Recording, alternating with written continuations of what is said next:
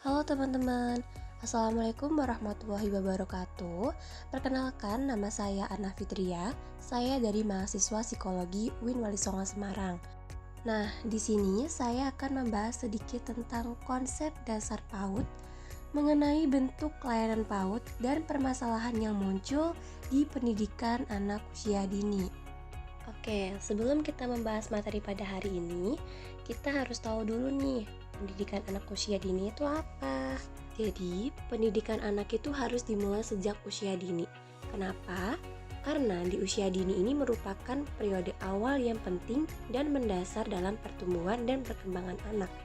Jadi, di usia ini itu semua potensi anak berkembang sangat cepat.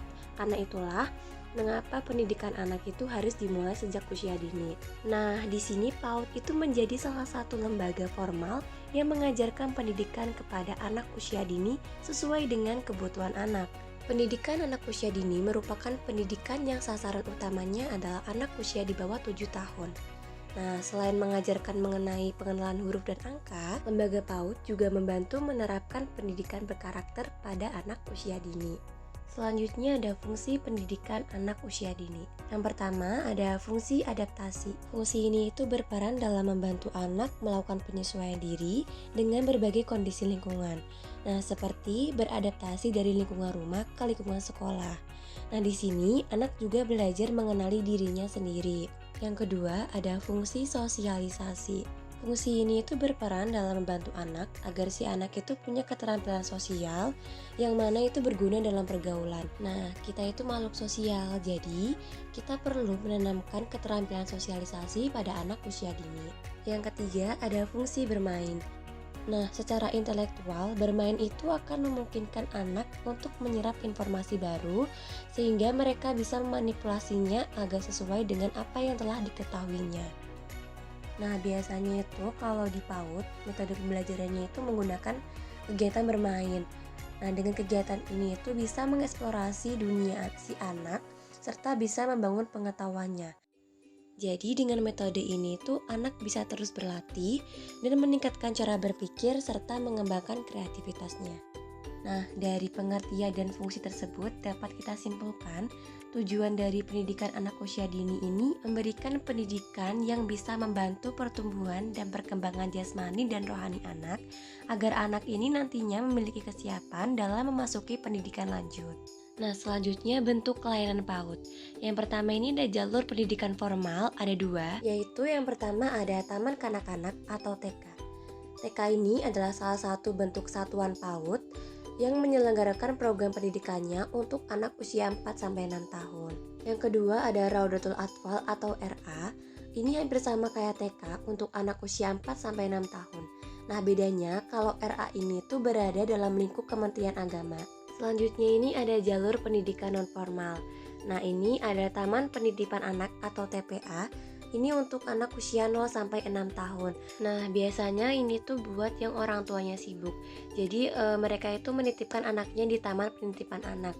Karena di sini nggak cuma dikasih pendidikan, tapi juga ada perawatan dan juga pengasuhan.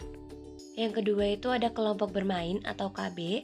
Ini untuk usia 2-4 tahun. Namun jika di lingkungan tersebut tidak ada TK atau RA, kelompok bermain ini juga melayani anak hingga usia 6 tahun. Yang ketiga ada Satuan PAUD Sejenis atau SPS. Nah, SPS ini itu penyelenggaraannya bisa diintegrasikan dengan kegiatan anak usia dini di masyarakat seperti Posyandu Bina Keluarga Balita, Taman Pendidikan Al-Quran, dan lain-lain. Nah, yang terakhir ini ada jalur pendidikan informal. Nah, ini ada pendidikan keluarga. Pendidikan ini itu dilakukan melalui program pendidikan keorangtuaan atau dengan parenting education. Selanjutnya, perencanaan pembelajaran PAUD. Perencanaan ini tentunya disusun oleh pendidik PAUD dengan membuat program semester, rencana pelaksana pembelajaran mingguan, rencana pelaksana pembelajaran harian, dan ini memuat materi yang berisi 6 aspek perkembangan anak. Ada aspek kognitif, aspek bahasa, emosional, dan lain sebagainya. Nah, di sini guru akan memilih tema yang kemudian akan dikembangkan menjadi subtema. Pemilihan tema ini tentunya juga akan disesuaikan dengan apa yang dibutuhkan oleh si anak dan sesuai dengan kondisi lingkungan di mana sekolah berada. Contohnya itu kayak semisal temanya kucing hewan peliharaanku. Nah, subtemanya itu anak diajarkan gimana cara merawat kucing, terus gimana cara ngasih dia makan, gimana cara mandiinnya, kayak gitu. Kemudian permasalahan pendidikan anak usia dini dari segi perilaku anak. Yang pertama ini ada faktor internal. Ini ditunjukkan dengan perilaku karena terlalu mengontrol emosi atau impulsnya, sehingga muncullah perilaku pemalu, penakut, cemas, dan tantrum. Yang kedua ini ada faktor eksternal.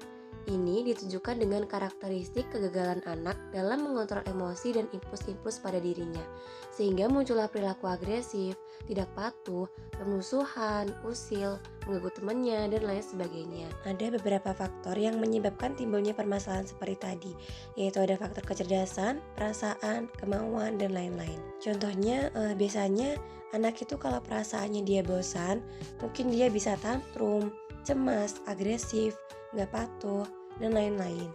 Nah, pada tahap ini, seorang pendidik itu hendaknya berhati-hati dalam memberikan respon atau penilaian. Pendidik harus memastikan bahwa apa yang disampaikan itu memberikan dampak positif. Jika tidak, ini akan menimbulkan dampak negatif, seperti perilaku yang tidak diinginkan kayak tantrum, gak patuh. Nah, ini ada dari penelitian yang dilakukan oleh Sulaiman pada tahun 2022 mengenai problematika perilaku siswa pada saat pembelajaran di RA Darul Ulum Kota Sorong.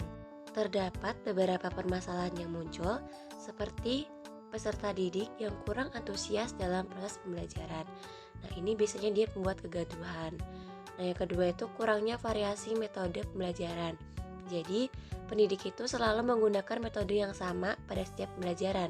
Nah, setiap hari selalu menggunakan media majalah untuk pembelajaran, sehingga siswa itu merasa bosan dan konsentrasinya pun ikut menurun.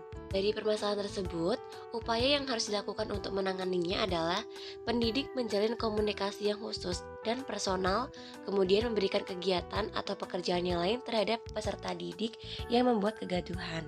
Yang kedua, pelaksanaan pembelajaran menggunakan metode bermain yang bervariasi, seperti penugasan, praktek, observasi, tanya jawab, dan lain-lain. Yang ketiga, peserta didik belajar melalui kegiatannya sendiri daripada menjadi pendengar yang pasif dari keaktifan pendidik.